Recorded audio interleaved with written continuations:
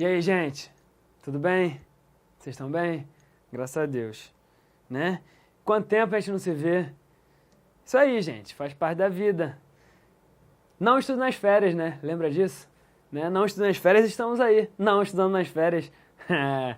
Foi bom o vídeo, né? Gostei também. Haroldinho tava no meu ombro, um macaquinho bonitinho, né? Tchucu-tchucu, gostei dele. Vamos lá, gente. Bom, vamos a mais um módulo aí, né, da nossa química. A gente hoje vai falar um pouco mais sobre radioatividade. Cara, é um assunto, particularmente falando, quando ele aparece para vocês nos vestibulares, ele é um assunto que ele não traz tanto problema assim não, cara, de verdade. Ele não traz muito problema e geralmente as pessoas não têm muito problema para resolver esse tipo de questão não. Só que é claro que para isso você precisa saber, e para você saber tem que assistir a aula, né?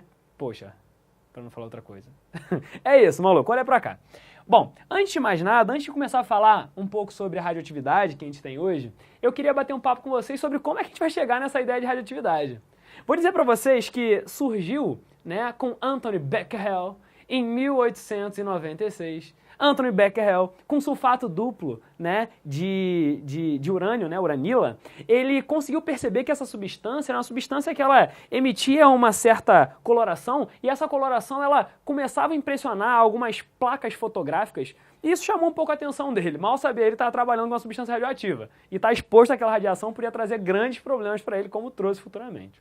Então Becquerel, né, em 1896, ele surge com essa ideia de substâncias que emitem coisas que impressionam placas fotográficas. Aí ele fala assim, ai meu Deus, o que é isso? Ele divulga um pouco sobre o seu trabalho publicado e depois de um certo tempo surge um casal muito tchucu-tchucu chamado de Marie Curie e Pierre Curie. Esses dois caras, sim, eles são pai e mãe da radioatividade. Eles que se entregam a essa ideia da química radioativa, eles sim que conseguem juntar todo o conhecimento, né, que foi divulgado por Becquerel e conseguem trazer e descobrir várias substâncias que tinham o mesmo processo que aquela substância que Becquerel tinha, né, eles conseguem perceber em outras substâncias.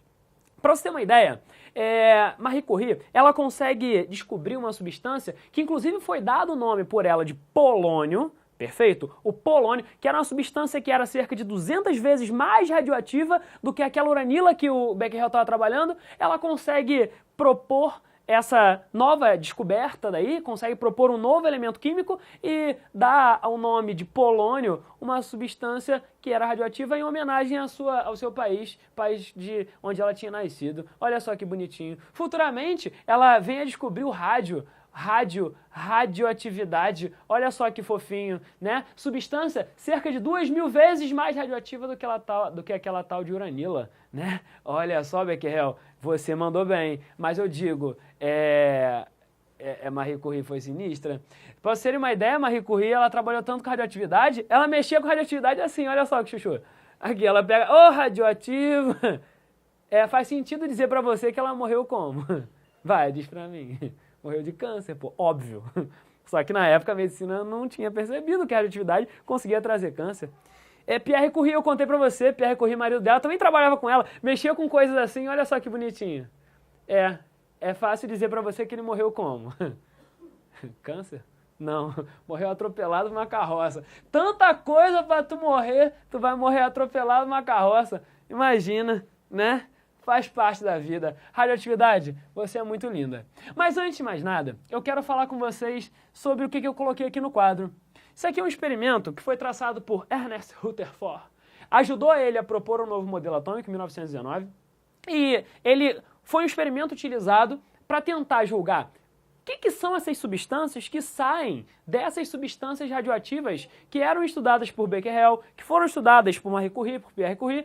O que essas substâncias emitiam? Que partículas, parte pequena. Que parte pequena é essa que estão saindo dos átomos, que estão impressionando essas placas fotográficas? Muito bem, esse cara chamado Ernest Rutherford consegue propor esse experimento, né? E esse experimento ajuda muito a gente em termos de radioatividade. Bom, eu peguei aqui uma caixa de chumbo, essa caixa de chumbo ela foi única e exclusivamente utilizada para a radioatividade que sai dessa substância radioativa não sai descontrolada por todo o ambiente e ela fique convergida para esse orifício daqui. Essa substância radioativa, ela vai emitir, por consequência, radiação. Vamos botar a radiação dela passando por aqui. Olha só que bonitinho. Radiação de verde. Por quê? Porque sim. Porque sim, porque sim. Ó, repara aqui. Eu coloquei duas placas e impus aqui uma diferença de potencial.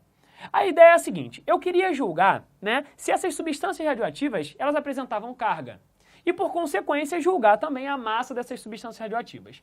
Aqui eu coloquei nada mais, nada menos do que a minha lâmina reveladora, que era aquela lâmina que era impressionada, né, que foi o princípio da ideia da radioatividade, o princípio lá como é que é real. Então veio lá a emissão radioativa. Essa emissão radioativa, em tese, a gente não vê, a gente só vai conseguir enxergar o que foi impressionado nessa lâmina daqui. Bom, olha só o que aconteceu aqui. Eis que surge uma luminescência aqui. Eis que surge uma luminescência no centro. Eis que surge uma luminescência um pouco mais distante. Então, qual foi a ideia? Pô, devia estar saindo alguma coisa daqui e vindo para cá. Devia estar saindo alguma coisa daqui e caminhando reto. Devia estar saindo alguma coisa daqui e vindo para cá. Bom, pera lá. Então devem existir 3 formas de radiação dentro de uma substância radioativa. Bom, existe esse tipo de radiação aqui que era atraído pelo polo negativo. Uma substância que é atraída pelo polo negativo, sem dúvida, ela tem carga positiva. Uma substância que é atraída pelo polo positivo, sem dúvida, ela deve ter carga negativa. E uma substância que não sofreu atração de nada, essa substância não deve apresentar carga. Eis que surgem para a gente as nossas 3 partículas, na verdade 2 partículas e uma radiação fundamental dentro dessa radioatividade. Bom, substância radioativa foi denominada única e exclusivamente porque a pessoa que descobriu, de radiação alfa, partícula alfa, aquela que era positiva. A que era negativa foi chamada de radiação beta ou partícula beta. E aquela que não sofreu desvio foi chamada de radiação gama. Você não vai poder chamar esse gama de partícula gama, só de radiação gama, daqui a pouco eu te explico por quê. Bom, essa substância daqui, que era a radiação gama, a radiação alfa, ela foi atraída pelo polo negativo, então ela era positiva? Sim. Só que olha só a parte brilhante do negócio aqui. Você está percebendo que ela atinge a lâmina reveladora numa distância menor do que a nossa partícula beta, a nossa radiação beta.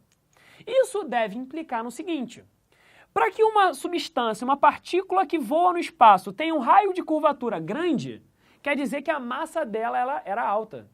Enquanto que uma substância que tem um raio de curvatura mais baixo, que atinge num lugar mais distante, deve apresentar uma massa mais baixa.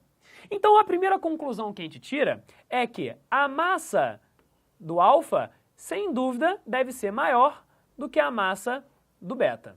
Beleza? Então a gente chegou a algumas conclusões aqui sobre as 3 principais radiações emitidas por uma substância radioativa. Tá ok? Agora, no Toque de Mágica, a gente vai transformar esse quadro nas nossas partículas radioativas em 3, 2, 1...